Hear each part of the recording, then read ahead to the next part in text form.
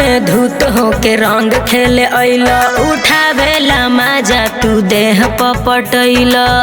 देवर के फर्ज है भौजी।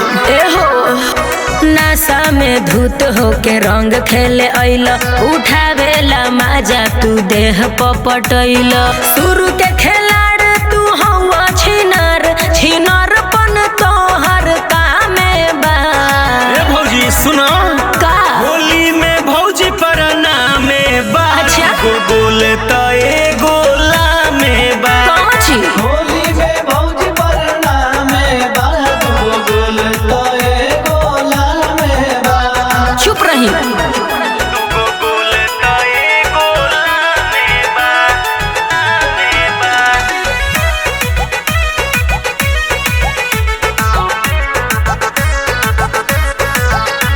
बनैलो गोला गोला कपुआ हो गइल, धोरी में घोरे द रंग कुआ हो गइल। ए भौजी दूर रहे सुनी।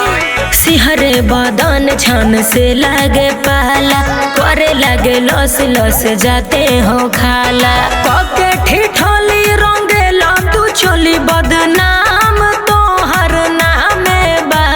सुना ए भौजी होली में भौजी परना में बा। दूगो गोले तो ए गोला में बा। हाँ होली में भौजी परना में बा, बोले तो ए गोला में बा। ई का कहतनी। सारा रा रा होली है। दूगो गोले तो ए गोला में बा, में बा।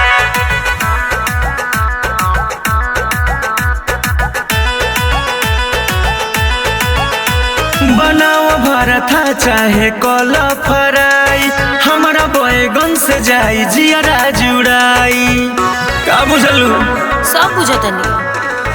उमें से राज हवा बड़का बवाली, साहिल पटेल संगे रंग दे बजा। उठा के फुरहुरा तू बिग देला धूरा, परसीद तोहर करना में बा।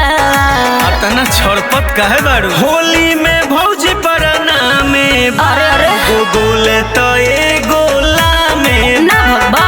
होली में भौजी परना में बा, बोले तो ए गोला में बा।